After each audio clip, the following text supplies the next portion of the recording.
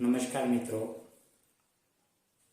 હું ગોદાત Kalpesh my success YouTube ચેનલની અંદર તમારા દરેક વિદ્યાર્થી મિત્રોનું છે સ્વાગત કરું છું.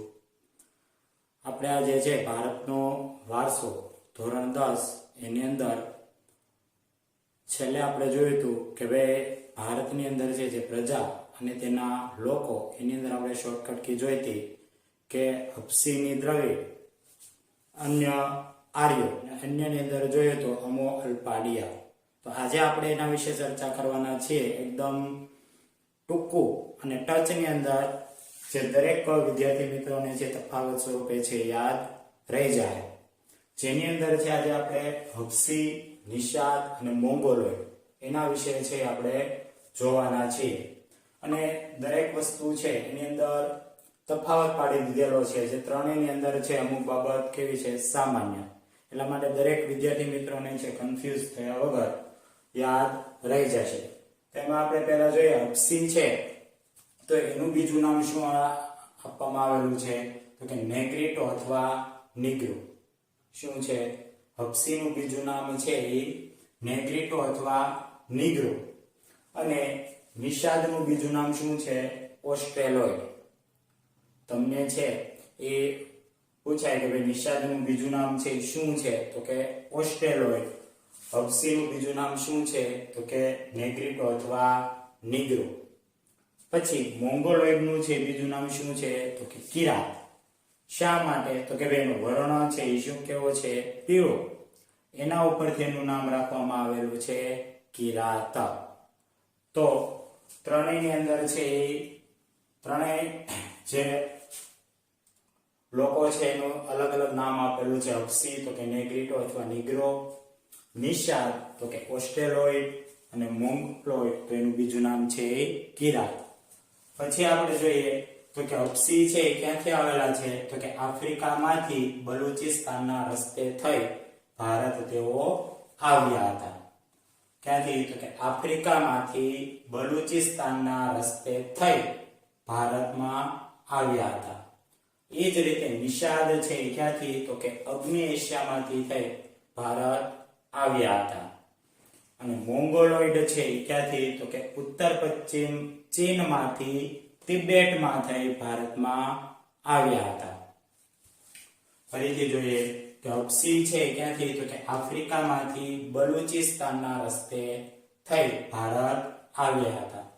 જ્યારે નિષાદ છે એ અગ્નિ એશિયામાંથી ભારતમાં આવ્યા હતા. અને મોંગોલોઇડ છે એ ઉત્તર પશ્ચિમ ચીનમાંથી તિબેટમાંથી ભારત આવ્યા હતા.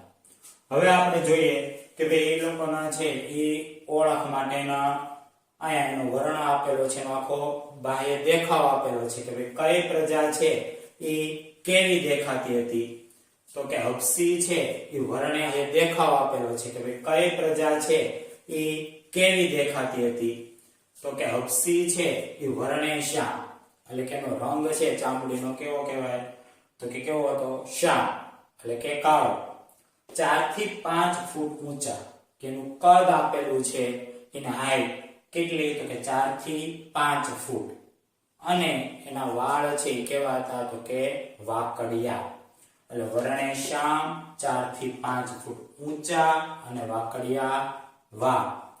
એ જ રીતે નિષાદ તો કે એ પણ કેવા હતા તો કે રંગે શ્યામ, એનો દેખાવ પણ કેવો હતો? કાળો. લાંબુ પહોળું માથું, ટૂંકું કદ અને ચપટું નાક. કે તેઓ છે રંગે શ્યામ, લાંબુ પહોળું માથું, ટૂંકું કદ અને ચપટું નાક. બંનેની અંદર છે રંગે શ્યામ હતા. અહીંયા પણ એની હાઈટ છે કેટલી તો કે 4 થી 5 ફૂટ ઊંચા. તો અહીંયા હું આપેલું છે ટૂંકું કદ. આના છે વાકડિયા વાળ, તો આનું આપેલું છે લાંબુ પહોળું માથું. અને અહીંયા એક અલગથી છે શું તો કે ચપટું નાક. બાકીનું બે છે એ મોટા ભાગનું સેમ છે કે બંને દેખાવમાં છે એ કાળા હતા. બંનેની હાઈટ છે એ ટૂંકી હતી અને વાકડિયા વાળ આપેલા છે. અહીંયા લાંબુ પહોળું માથું આપેલું છે. હવે આપણે એ જ રીતે મોંગોલોઇડ ની અંદર જોઈએ તો કે એનો દેખાવ કેવો હતો તો કે વર્ણે પીળો. દેખાવમાં છે એનો જોતા રંગ છે એ પીળો લાગે છે. પછી ચહેરો ચપટો, અહીંયા પણ ચપટું નાક હતું, અહીંયા ચહેરો ચપટો છે. પછી ઉપસેલા ગાલ અને બદામ આકારની આંખો.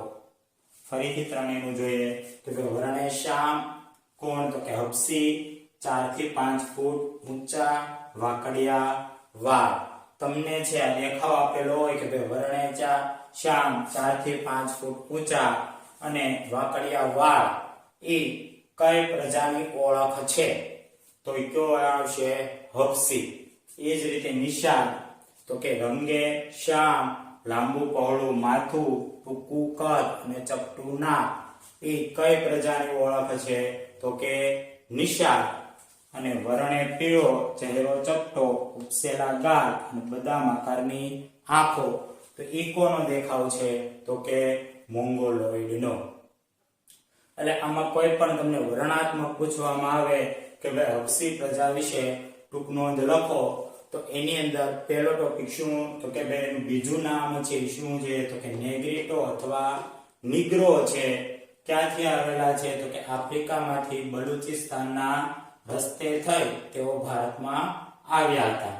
અને તેનો દેખાવ તો કે વર્ણે શ્યામ, 4 થી 5 ફૂટ ઊંચા અને વાકડિયા વાળ. એ જ રીતે નિષાદ પ્રજાની છે એ નોંધ લખો તો કે એનું બીજું નામ શું છે? ઓસ્ટ્રેલોઇડ. અગ્નિ એશિયામાંથી તેઓ ભારતમાં આવ્યા હતા. તેનો દેખાવ તો કે રંગે શ્યામ, લાંબુ પહોળું માથું, ટૂંકું કદ અને ચપટું નાક. એ જ રીતે મોંગોલોઇડ તો કે એનું બીજું નામ છે કિરાત. શા માટે તો કે એનો વર્ણ છે કેવો હતો? પીળો. તેઓ ઉત્તર પશ્ચિમ ચીનમાંથી તિબેટમાંથી ભારત આવ્યા હતા.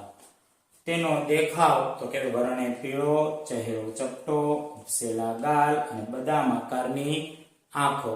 તો અહીંયા મિત્રો છે ત્રણેય પ્રજા વિશે આપણે ટૂંકમાં જોયું. તફાવત સ્વરૂપે પણ તમે યાદ રાખી શકો જેના કારણે કોઈ પણ કન્ફ્યુઝન થાય નહીં કે ભાઈ કયું નામ કઈ પ્રજાનું છે એ બીજું નામ હતું અથવા એના દેખાવને ધ્યાનમાં રાખીને છે એ તમને સરળતાપૂર્વક છે યાદ રહી જાય.